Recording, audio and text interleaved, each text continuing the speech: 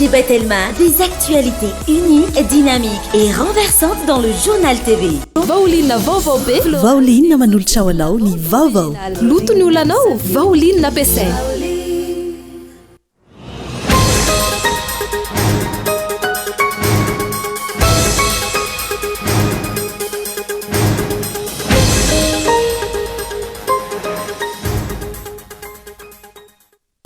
Aleony Andry Rajoelina mita 20 kilometatra amin'ilay lalambe mikodana. Toy izay anao maimaimpona ny sehatry ny fampianarana eto Madagasikara. Hoy syndicat ny mpampianatra Mpanabe. Ny vola atokana amin'ny autoroute tsy fantatra ho vita rovina io tsy nandrimbinana fa ny fampianarana sy ny fanabeazana no ampandeferana ampidonana ny orinasa JIRAMA. Fiara marobe tsy notambazana no namaly ny antso tamin'ny karavanina no tarihiny kandida ho ben'ny tanàna Antananarivo renivohitra Taina Razafijoelina androany. Nianga teo Mahamasina izany, nandidina Antananarivo ary ny afara teny Ankorondrano. Any ivelany tapaka nandritra ny COP29 izay tanterahina any Bakou. Fampiakarana avy telo eny ny fanampiana arabola ho an'ireo firenena mahantra izay tandinondoza amin'ny fiovan'ny toetrandro ankehitriny. Farafahakeliny $300 miliara isan'ny taona no mena ireo firenena andalam-pandrosoana amin'ny taona 2030. Arahintsika vetrany ary ny andindin'izay.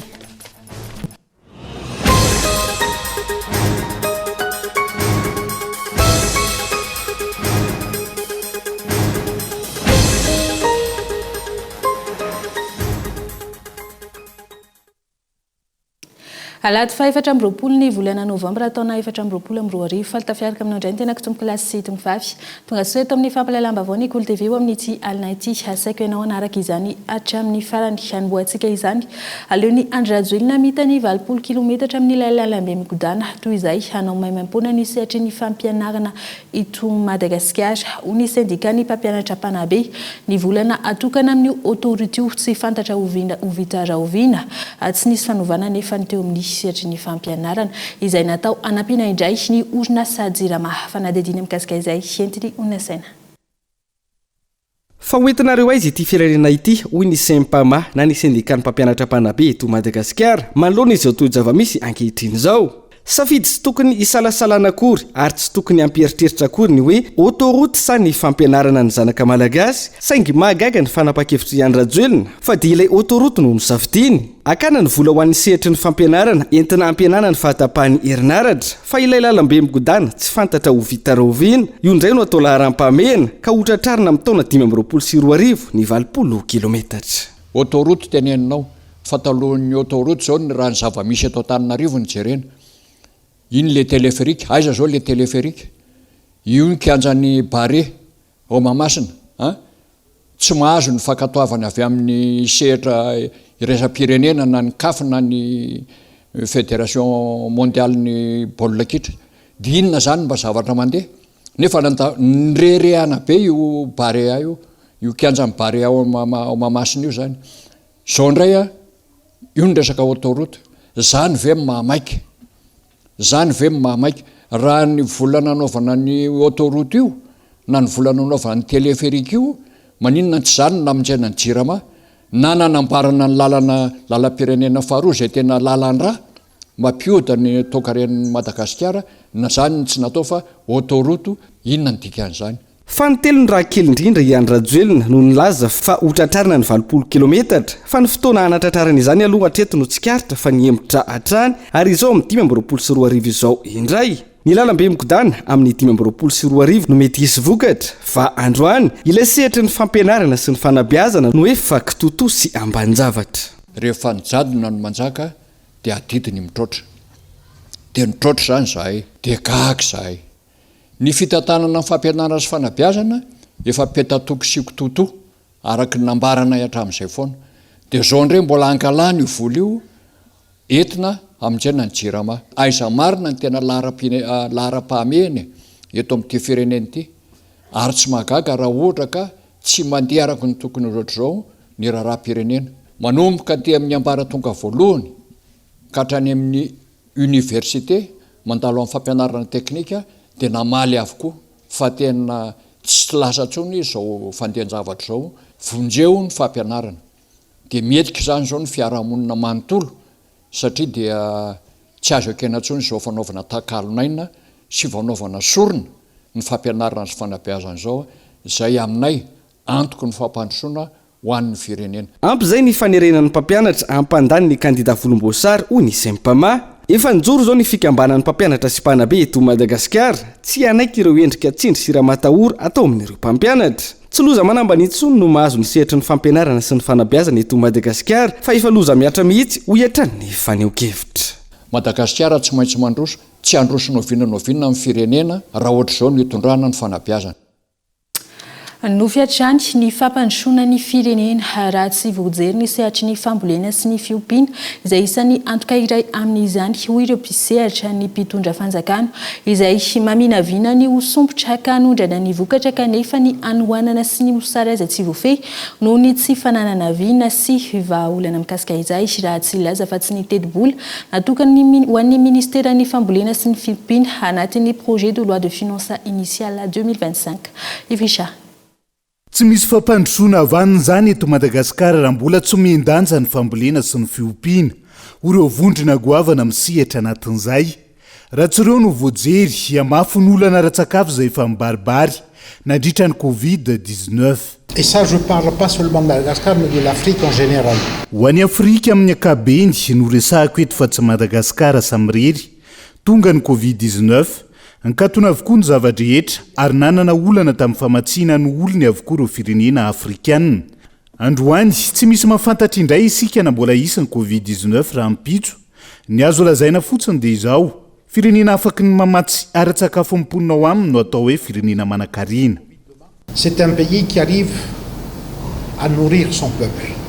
Magaga mazava ny fanamby apetraky ny fanjakana. Saingy mifanohitra amin'izany hatrany mipaikady sy ny asa ary ny fanatanterahana azy. Isan'izany ny fanatrarana ny fahaleovantena ara-tsakafo sy ny hoe ho sopitra aty amin'ny ranomasimbe indianina izay raha ny lojika mila teti-bola matevina ho an'ny ministera tompon'andraikitra. Raha ny volavolan-dalàna amin'ny feny teti-bola mpanjakana ho an'ny taona 520 ankilany. Isan'ny maivana indrindra natokana ho an'ny fambolena sy ny fiompiana. Rehefa miresaka vina sy programtsika dia tsy maintsy azo tarafina ny anatin'ny teti-bola mpanjakana. Ary zay mahatonga foana miteny hoe manao démagogie politique ilay fanjakana. Satria rehefa miteny izy hoe lara-pahamehana zany fahaleovantena ara-tsakafo zany, miteny mihitsy ary Andriamatora Joely anondrantsika fa tsy manafatra tsony dia miara-mahafantatra tsika hoe mifanohatra amin'izany zava-misy satria mbola manafatra 450 000 tonnes de riz tsika isa-taona eto Madagasikara. Hitantsika tsara fa ity enim-bolana farany ity tao anatin'ny loi rectificative ny loi de finance zany dia ny 770 isanjato ny teti-bola mpanjakana amin'ny sehatra rehetra dia nahena avokoa. Zay ny mbola naporofoky foana ny amin'ny hoe ity fanjakana ity dia fanjakana mitsapatsapa manandrakandrana ary tsy tsarony akory ary ny zavatra niresahany tamin'ny 7 taona lasa tsy tsarony akory ny zavatra niresahany asa mba misy archive ve na misy documenté ve reto olona mitondra antsika amin'izao fotoana izao reto satria miteny zavatra tsy voafeny sy tsy tsarony akory ny mpitondra fanjakana. Ny tranga toy izao no manapirofo fa tsy mahay manavaka ny lara-pamena amin'ny aitraitra ny fitondrana rajoelona. Ireo sampandrara sy mpiara-miombonantoka indray ny mahalala ny mahasovo ny mahafinaritra ny firenena. Antonina ny kanambady vola mitetina 4.7 tapitrisa dolara ny volana janoary 2022. Ho fandraisana anjara tamin'ilay pacte national de Madagascar pour l'alimentation et l'agriculture. Raha toka 400 tapitrisa dolara avy amin'ny FIDA. Maro ny olana mampikaikaiky ireo mponina ao amin'ny komina fitsinjovana Bakaro izay ilaina vahaolana mitombona sy azo tsapahitanana avy amin'ny ben'ny tanàna. Ho ny kandida Razavalalao Jean de Dieu nandritra ny fanolorana amin'ny maha-kandida ny antoko MMM na ny Malagasy Miaramenga Azomaly. Ny mponina ao amin'ity komina ity izay mivelona amin'ny fambolena sy fiompiana saingy misendra olana goavana ankehitriny vokatry ny faratsindalana sy ny tsy fandriam-pahalemana. Christian Zimby. 10 kilometatra mialana Antananarivo no ahitana ny komina fitsinjovana Bakaro ao amin'ny distrikta Andramasina. Saika mivelona amin'ny fambolena ovy sy vary ary fiompiana omby ny ankamaroan'ireo mponina any an-toerana. ity commune ity izay isan'ny mpamatsy vokatra ireo commune manodidina saingy noho ny faratsian-dalana mampifandray amin'ireo commune hafa midangana hatrany izay vidim-bokatra izay. Antonany maro tsy nisy fanatsarana sy fanamboarana ireo lalana miazon'ny commune Fitsinjovana Bakaro. Raha tokony ho adiny 2 ora sy 30 minitra ny lalana miazo ity commune ity teo aloha, tafakatra ora 4 mahery izany ankehitriny. Tsy izay ihany, manampitrotraka ihany koa ny tsy fandriampahalemana sy ny alatromby izay mampikaikaika ireo ponina. Vonina araka izany ny candidat ben'ny tanàna Razavalalao Jean de Dieu hitondra ny vahaolana ho fampandrosoana sy fanatsarana ny commune Fitsinjovana Bakaro. Raha nanambarana nandritry ny fanolorana azy amin'ny maha-candidat avy amin'ny antoka MMM na ny malagasy miarimainga omaly. Ny tena marary ny vahoaka aloha zany dia ao ny lalana, ao ny resaka fambolena sy ny fiompiana moa zany zay tsy misy mihitsy ny fanohanana avy any amin'ny fitondrana sy ny resaka famohana vokatra. Ny zezika zao anisan'ny lafo dia lafo nefa ny ovy ny ambolena aty dia rehefa vokatra ny ovy 400 ny kilao aty dia 300. Dia ny tenako moa zany candidat ben'ny tanàna dia vonina ny jery resaka famatsiana zezika ary ny famohana ny vokatra zany. Dia ao ihany koa ny resaka tsy fandriampahalemana aty zany dia manjaka ny alabotry vakitrano fanendana na amin'ny andro atoandro ary zany dia misy an'izay. Dia ny tenako moa amin'ny candidat ben'ny tanàna ny tenako dia anokatra an'izay atao hoe vahaolana amin'ny alalan'izay hoe sécurité. Tonga nanotrina ny fampelezan-kevitry ny candidat Razavalalao Jean de Dieu izay atolotry ny antoka MMM amin'ny fifidianana ben'ny tanàna ao amin'ny commune Fitsinjovana Bakaro. Araka izany ny filoha nasionaly ny antoko Andriananarivelo Ajo ity farany izay nanamafy fa olona hita fa vonina ny tondra fampandrosoana ho an'ny vahoaka eny fotony no antony anoana ny antoka azy. Tsy hoe tsy manana candidat na tsy manan'olona akory ny antoko aty fa zay tena olona tsapanay sy hitanay fa tena vonina hitondra fampandrosoana ary araka ny voalazan'ny ray aman-dreny teny teo hoe hiaro ny vahoaka sy tsinjo vahoaka izay nosafidianay. Ary ny ben'ny tanàna ny candidat zay natolotry ny antoko araka lazaiko nareo dia faran'izay lavitra ny nalehako be da be ny ben'ny tanàna narotsako ny antoko eran'ny Madagasikara fa reo zay toerana lavitra indrindra no nandehanako nanolotra an'ilay candidat satria tianay ho hita tianay ho fantatra ny hoe ahoana no ahafahanay manampy an'ireo candidat reo sy ireo vahoaka tena any amin'ny faritra tsy isy mpahitany mihitsy fa tsy hoe rehefa fifidianana dia alefa fotsiny any le olona dia lany izy dia misy candidat anay any dia lany any izy tsy hanary azy ety zahay fa ny atokavanay ity ahafantatra ny zavamisy hijery ny zavamisy hanampy azy rehefa sitrakareo ary fantatra rehefa sitrakareo fa androtsaka ny numéro firy nareo amin'ny 11 décembre satria nareo androtsaka ny numéro 2 ty fanometanana amin'izay. Ny fampitombona ny aty vilanin'ny isan-tokantrano ho iatrany ny filoha nasionaly ny antoka MMM no ahafahana mitondra fampandrosoana mainge ny fotony ary manana vinan-kasa mifanaraka amin'izany ny candidat larana faharoa ao amin'ny commune Fitsinjovana Bakaro. Ka maninona ilay fidiram-bola ny tatsaha sy fidiram-bola ny vahoaka tsotra no terena hitina fa maninona reny mba atao zay mba ekarany ihany koa mba ahafahany miaina ohatran'ny olona tsirairay avy.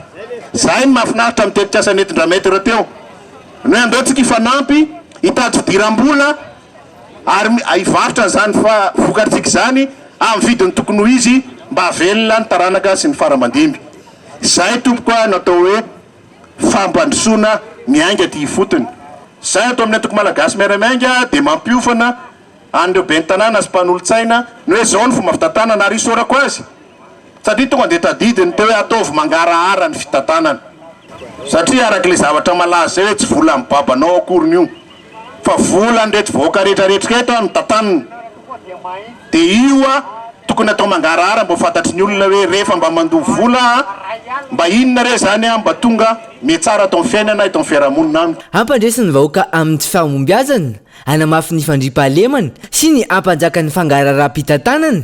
Io no teny filamatry ny candidat Razavalalao Jean de Dieu. Fiara marobe tsy notambazana no namaly ny antsy tamin'ny kahavanana no tarihin'ny candidat ho ben'ny tanàna n'Antananarivo renivohitra Tahina Rajafinjolina androany. Niainga teo Mahamasina izany namodidina n'Antananarivo ary ny afara teny Ankorondrano. Nanatrika izany Ilarina Soloniaina sy Fabrice Razanadriabe. tamin'ny rora sasa no nifamitona teny mahamasina ireo mpanohana ny kandida ho ben'ny tanàna nantananarivo renivohitra tahina razafinjoelina androany amin'n'ilay karavanina manodidina nantananarivo renivohitra izay notarehany ity kandida ity niodina nanalakely ambojatovo belery nitony akatra ny kady fotsy sy antany mena ny karavanina nitombo hatrany ireo fiarana natevin-daharana izany fanohanana ny kandida tahina razafinjoelina izay antsitrapo tsy nisy notambazana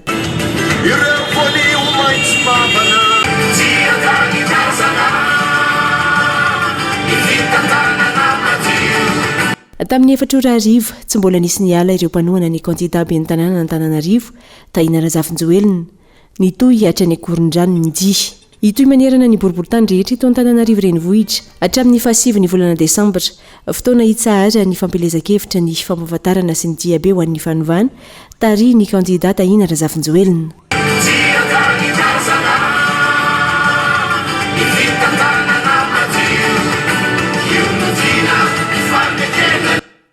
dia izay ihany koa mamana ny tapany voalohany fampalalambavao mamefotonana ohariny dokam-barotra foy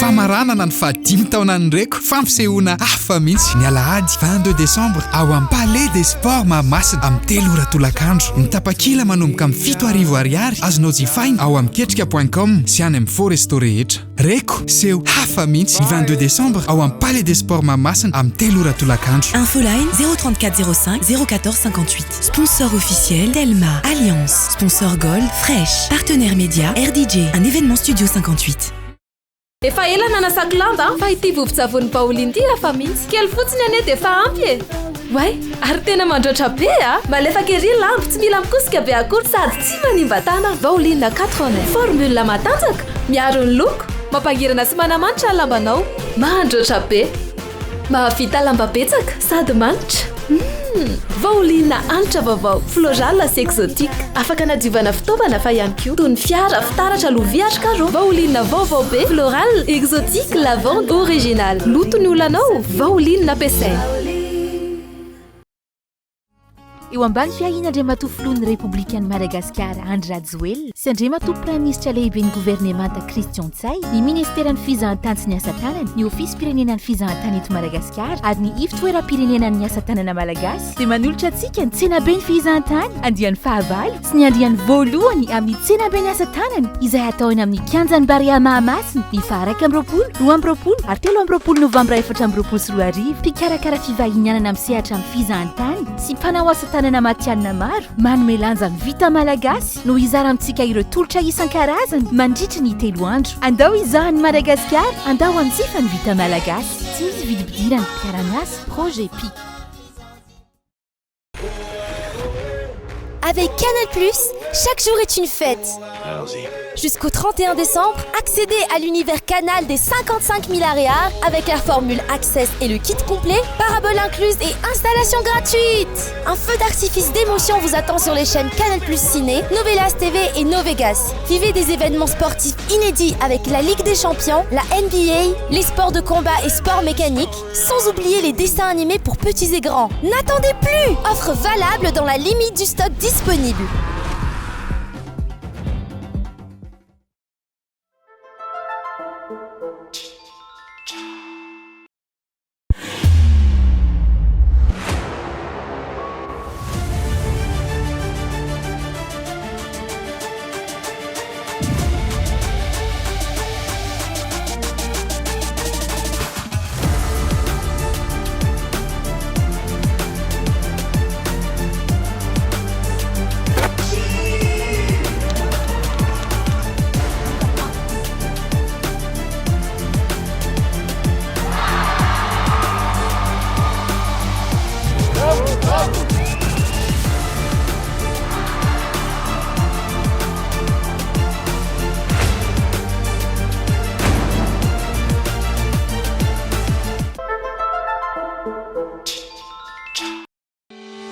Participez à la 3e édition de la Semaine économique de l'Association économique Madagascar-Japon du 26 au 28 novembre 2024 au Grand Café de la Gare Antananarivo sous le thème Préparation et participation à la TICAD 9. Cet événement incontournable explore les opportunités d'affaires pour Madagascar. Au programme, conférences d'experts, ateliers interactifs 5S Kaizen et Omotenashi et une visite exclusive du site Odof. Clôturez cette semaine exceptionnelle dans une ambiance conviviale au restaurant Toratorio autour d'un délicieux ramen pour célébrer les succès économiques. Participation sur invitation uniquement. Infoline 034 45 685 85 ou asecomaja@gmail.com.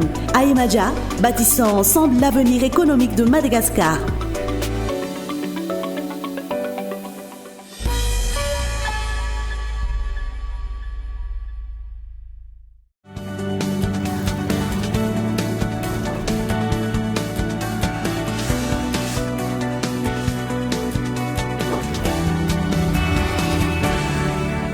Tavavena sady atao amin'ny tapany faharoa ny fampalalam-bavao mamena ny araba tomboky lasy sy tomboky vavy tranga-piaramonina avy hatrano anohizatsika izany very asa sy very fiarina izahay ka manao antsoavo ireo solitena ny mponina eny amay-bahoaka talata maty raha ny lanja sorabavety mitaky ny iverenany tanin'izy ireo tany mandidina ny 7 hektara eny an-toerana izay nisy nanodina ka lasany vahiny raha ny fitarainan'izy ireo hatrany Gaetan Handriatsilavo.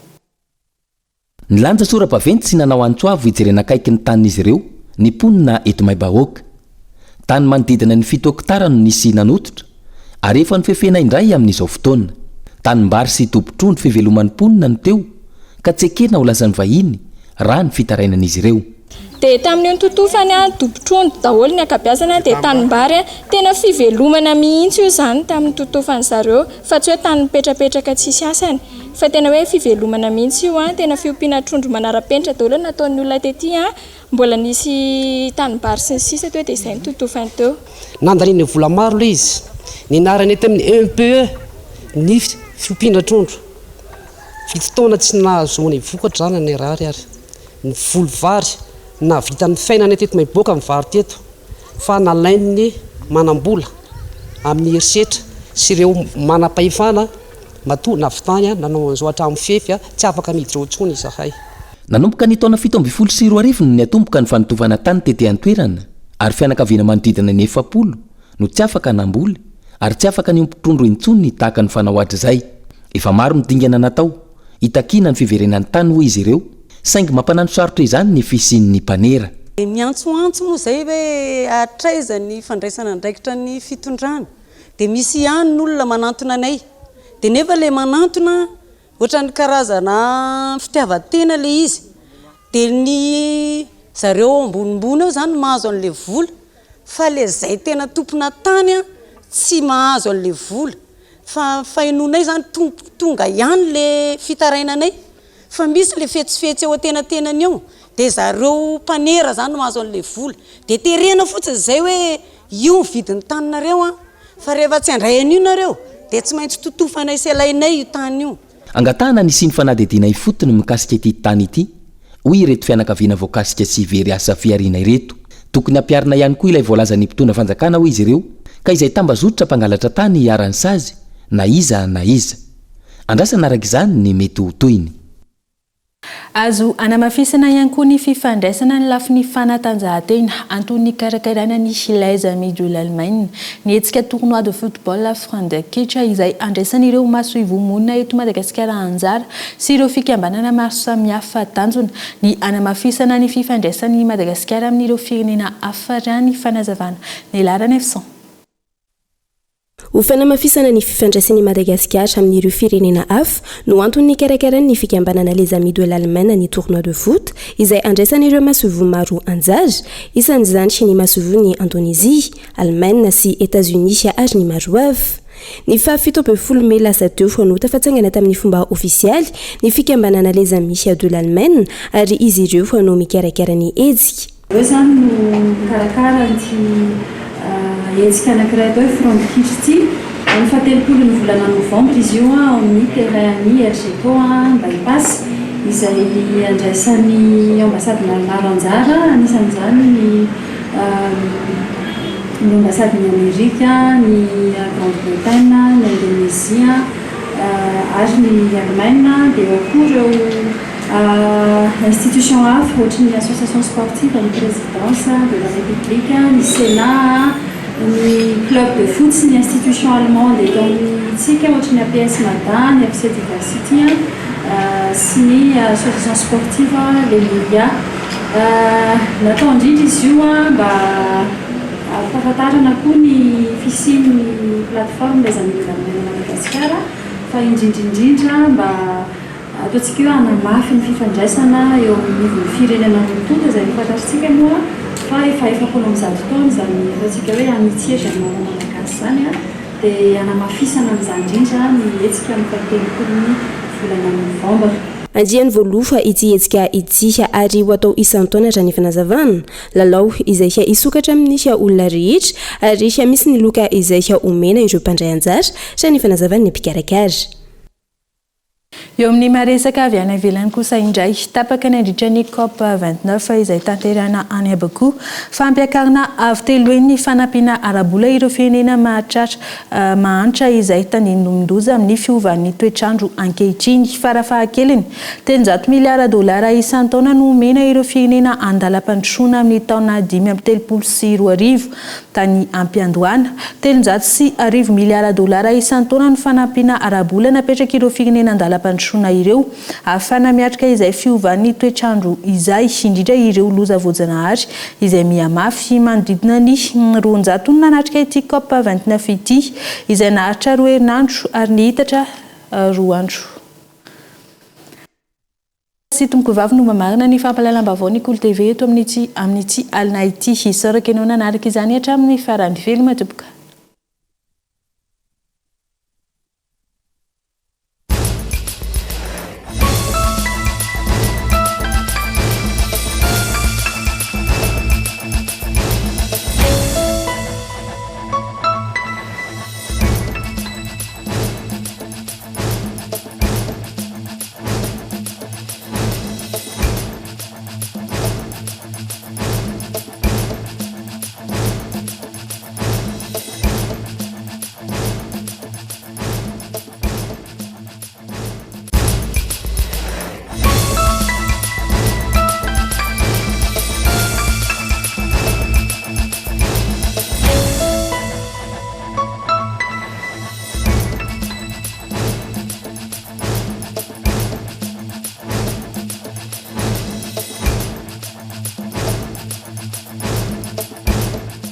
Vaolinina vaovao be Vaolinina nanolotra ho anao teo ny vaovao loto ny olanao Vaolinina ampiasaina